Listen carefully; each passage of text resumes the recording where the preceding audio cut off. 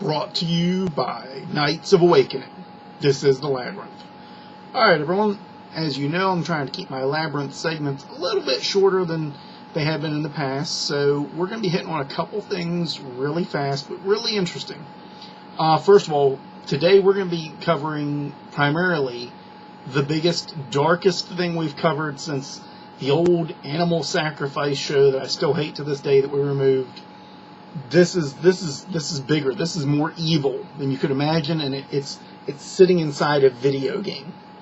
And I love to play this game, but at the same time, it kind of hit me. And that is actually Skyrim, of all things. Anyone who's played this game, who is a video gamer, who's into, first or third person perspective, open world games, has fallen in love with this game at some point. In it, there's a system that has a hidden bit of darkness in it, from the point of view of a mystic. And I don't mean dark like your fluffy bunny vampires, like, ooh, I've got to suck blood, or other things, like the Dracula from previous episodes that we've done. No, I mean dark as in, like, this would make a lot of your most evil necromancers of today, a lot of the people that think they're the big badass would look at this and go, wow, that's some shit I would never do. And that's the enchantment system in Skyrim. That's right, the enchantment system. A simple little thing where you collect gems, we'll give them the proper name in a second, and then, you make items out of them. You use them to empower swords, or armor, or necklaces. With a couple of the mods on the PC and now the more advanced game systems that allow mods, you can even use them to craft wands and scrolls. Ooh, right, cool. Neat stuff. Fun. It is, and yet it is so dark, because what these gems are, these are soul gems. So, what is a soul gem? Well, it is a gem that if you use the soul trap spell on a being, right, and it dies, its soul filters up, goes and collects inside of one of these gems. And now, smaller animals, like deer and bunny rabbits and such, give you petty gems, and then I think it is common gems are after that, which are a little bit larger animals that may have some bite to them. I think wolves and bears and a couple other things. And then after that, eventually you have greater gems, which are things like, giants and frost trolls, and then you have grand gems, which, are mammoths and powerful beasts and beings, and black gems, which are any being which is sentient, has life as we know it. A black gem will collect its soul.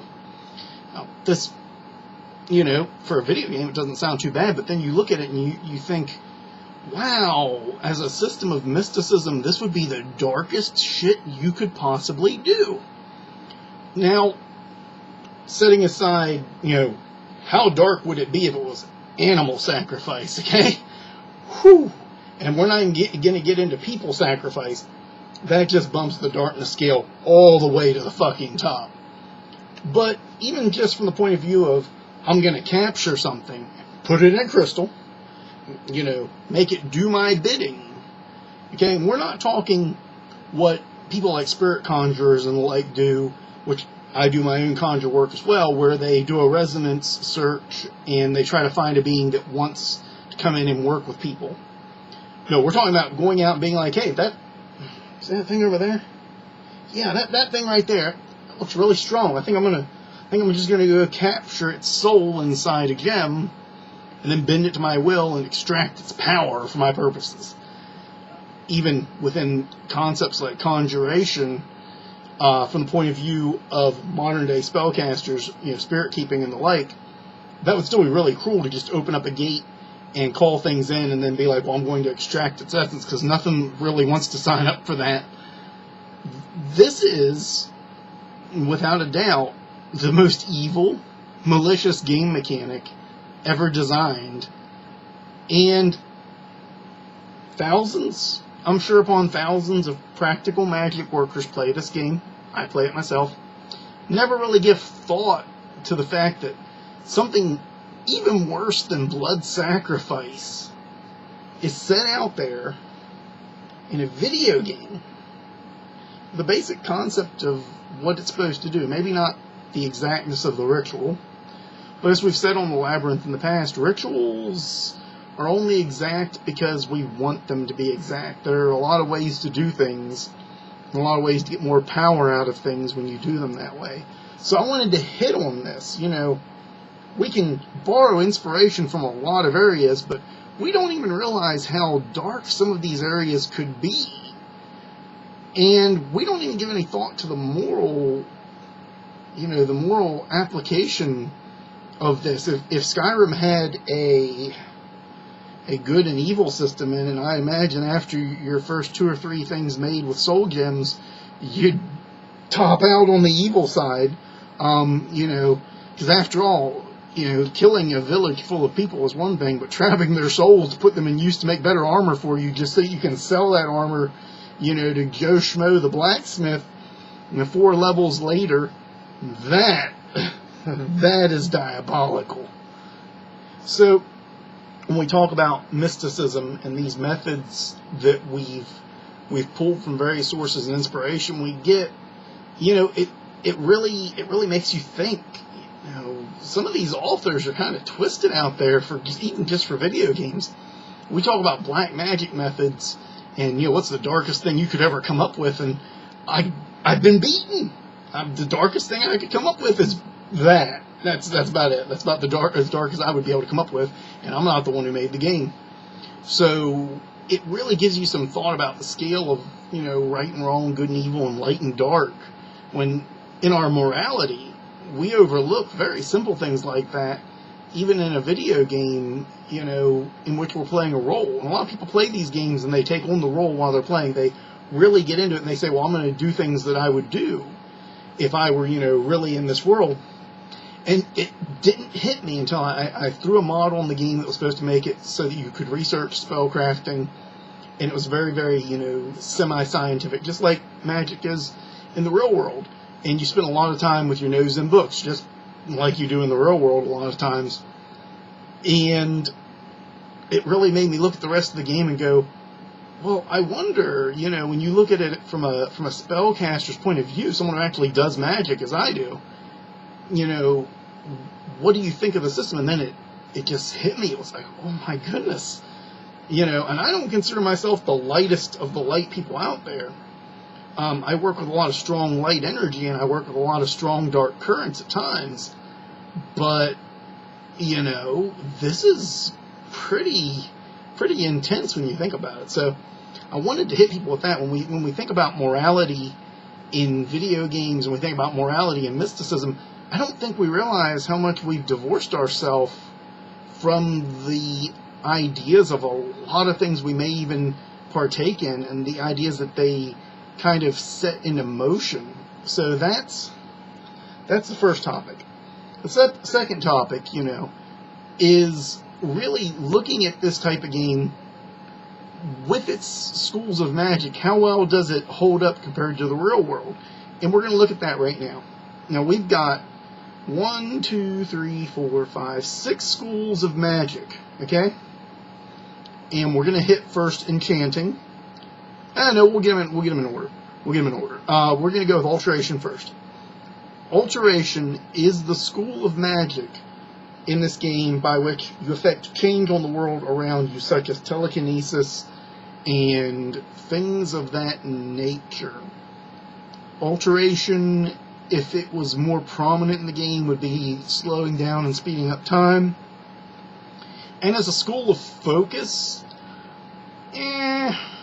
the ability to alter the environment is also the same energetic process as used in a lot of these other areas, so I'm going to give it a big negative. Alteration doesn't hold up as a method of actual spellcraft and working in the real world, because all of these other things come into alteration.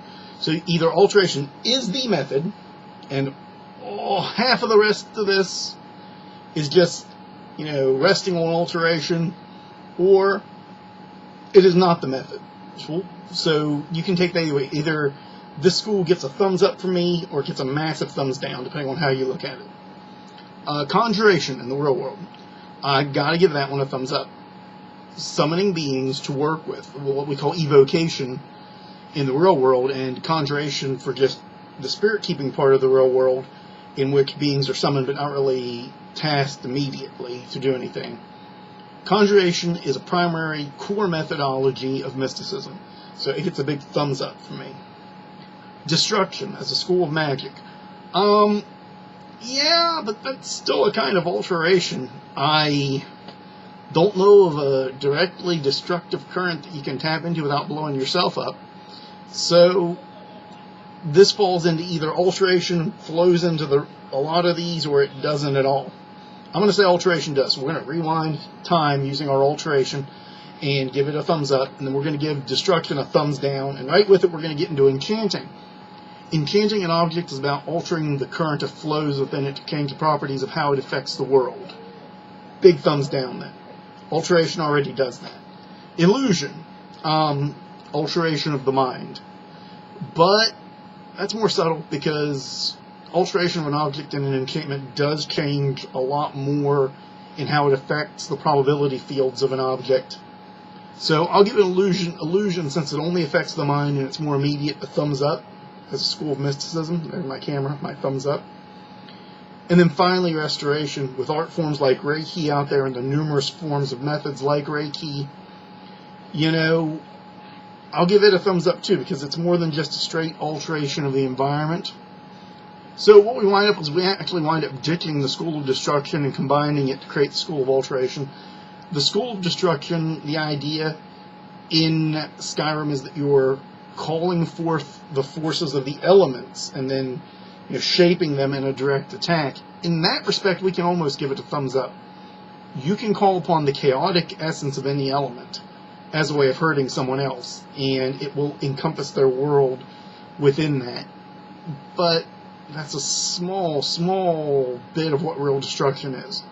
All in all, their system's not bad for classifying magic. All systems of classifying magic are arbitrary in the real world as well as they are in video games. So it's a good little thought analysis to take a look at this, see what our thoughts are. So as a practicing professional mystic, the points I wanted to hit on this, you can get a lot of inspiration from things out there, but really pay attention once at your inspirations and then ask yourself, looking at this, wow, is it darker than I may have realized? Is it lighter than I may have realized? Does it change my view of the process at all? For you, the viewer, what do you think about this? Have you ever played the game, or you're a practicing sorcerer or wizard who has played the game of Skyrim and taken note of this at any point? What are your thoughts if you have? Like, share, and subscribe, and please comment. Please comment at the bottom if you've played this game and you are practicing in Magick, and your thoughts on, especially on enchantment and the soul gem. What are your thoughts on that? Did they slip a really dark, really dark technique in there, or did they kind of hit on maybe some kind of hidden truth that we're not aware of in Magick? I can't wait to hear from you all. Thank you very much, and as always, awaken the night within.